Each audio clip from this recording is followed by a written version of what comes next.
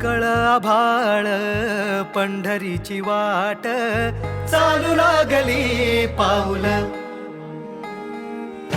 नाम गोड ओठी माऊली माऊली अंतरी भेटीची चाहुल मोकळ आभाळ पंढरीची वाट चालू लागली पाऊल